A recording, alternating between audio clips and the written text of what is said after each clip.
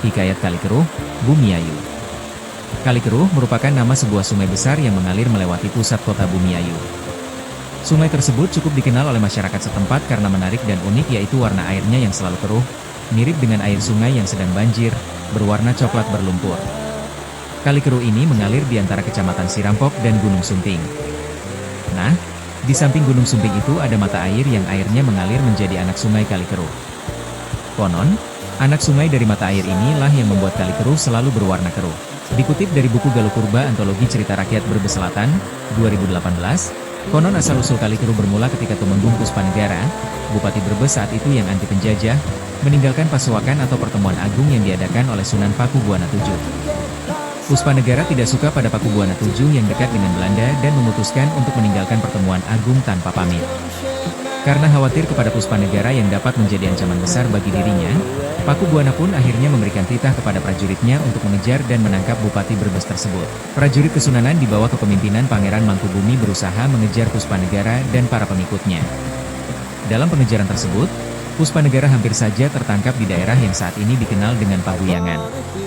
Namun berkat kesaktiannya, Puspanegara berhasil lolos dari pengepungan yang dilakukan oleh pasukan Sunan Pakubuwana dan beristirahat di Desa Langkap. Sehingga ia selamat dan bisa melanjutkan perjalanan pulang ke Brebes. Setelah gagal menangkap Tumenggung Puspanegara di Paguyangan, pasukan Kesunanan di bawah kepemimpinan Pangeran Mangkubumi tersebut mendengar kabar bahwa Puspanegara bersembunyi di sekitar daerah Bumiayu. Oleh karena itu, mereka berkonsentrasi menyelidiki tempat-tempat yang diduga menjadi tempat persembunyian Puspanegara.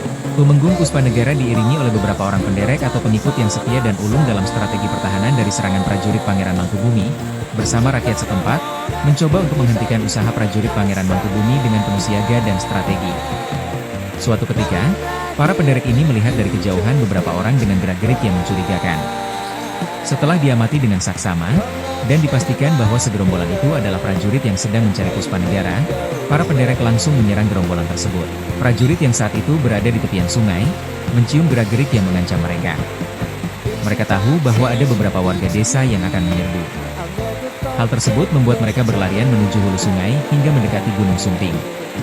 Para prajurit yang berlarian itu akhirnya sampai di sebuah mata air sungai yang menyerupai telaga berukuran kecil. Karena merasa lelah dan terpojok akibat dikejar para warga desa, mereka menceburkan diri ke dalam telaga untuk bersembunyi. Namun, malang menimpa para prajurit tersebut. Mereka terjebak di dalam air telaga itu, dan karena panik, mereka meronta sekuat tenaga. Gerakan kaki mereka ini membuat air sungai menjadi keruh.